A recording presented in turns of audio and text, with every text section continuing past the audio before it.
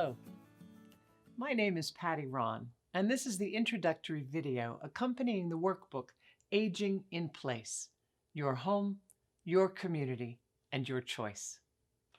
If you're planning to retire, have already retired, are concerned about the future of an older adult, or provide care to older clients, this video series is for you.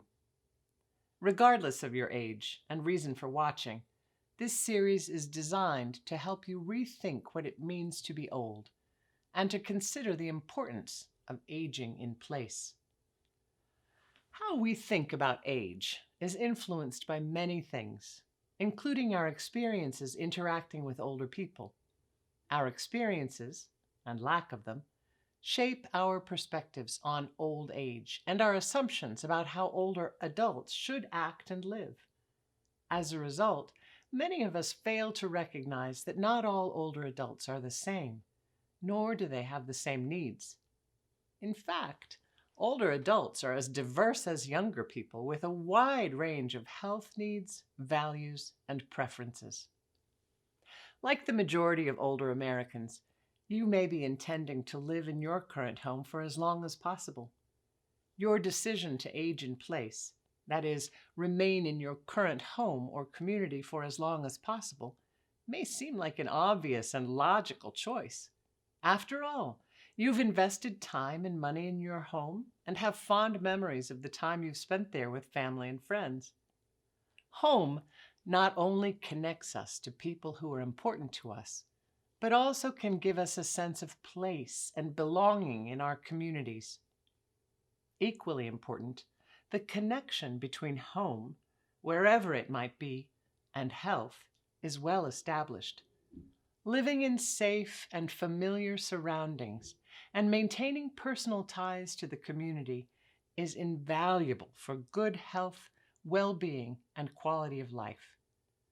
The healing and supportive power of home and community is strong. The notion of aging in place aligns perfectly with how most older adults are already thinking about their futures. AARP has surveyed people about their plans for the future, and more than 80% of the people age 65 and older who were surveyed intend to remain in their current homes for as long as possible. Critics of the aging in place concept argue that not all older adults should stay in their homes, as doing so would be detrimental to their health. They emphasize that individuals who live in extreme poverty, or have limited decision-making skills, or self-neglect, or suffer abuse by household members, would be exposed to additional risk if they remained in their current situation. Advocates for aging in place agree, yet reiterate that the meaning of aging in place is not limited to the current home or situation. For anyone at risk by staying in their home, remaining in the community in a new supportive living environment would still be beneficial, because communities hold the same cultural and social norms and behaviors that the individual embraced. Even within a long-term care setting, an older adult can stay engaged in the local community's culture and connections through interactions with staff and visitors. In this way, older adults who choose not to remain living in their current home can still age in place and do it quite successfully. Now, some of you watching this video may be thinking, what has aging in place got to do with me? I'm not old. Well, for those of you engaged in the helping professions or caregiving, aging in place aligns well with the principles that guide the work you do. And by understanding the connections, you can assist the older people you support more efficiently. Next, Dr. Nancy Bressois, a gerontologist with experience in home and community-based service delivery, will help you make those connections. The concept of aging in place is built on the foundations of independence and personal choice, two principles that we value and we try to preserve. Why? Because our ability to choose the life that we want to live is important to our well-being and quality of life. It may be surprising for you to learn that the meaning of independence actually may shift in old age. For example, Independence may mean managing everything for ourselves without anyone else's help.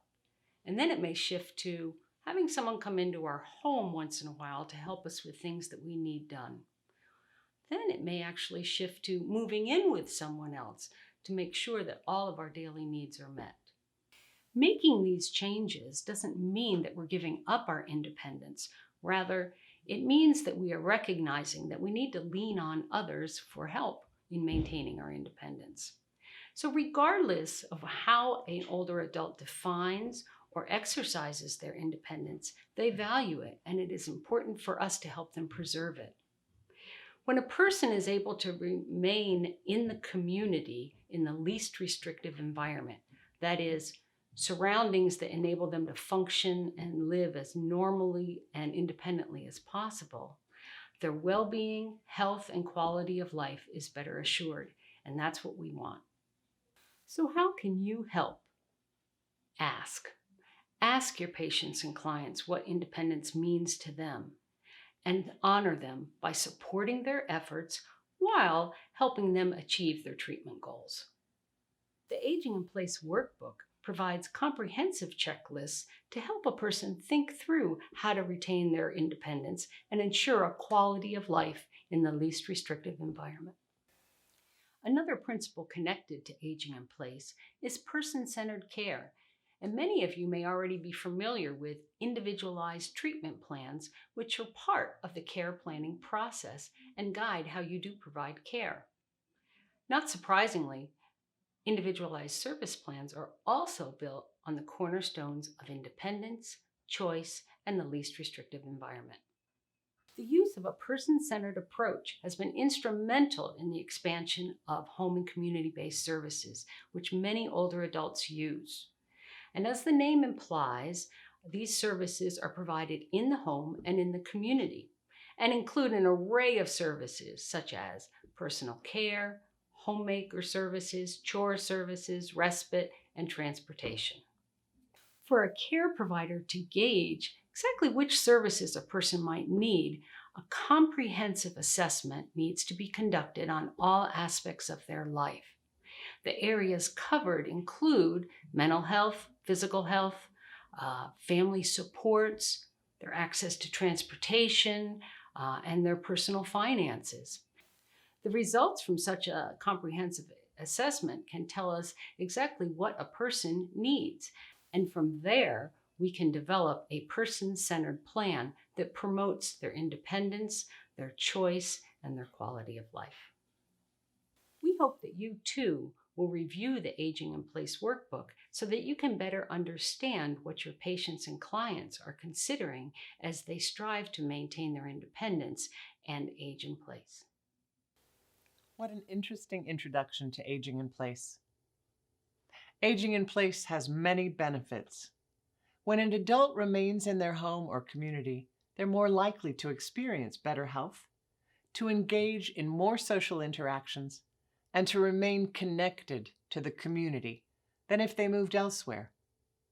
Like person-centered planning, a plan to age in place begins with a thorough examination of personal preferences, needs, and wants.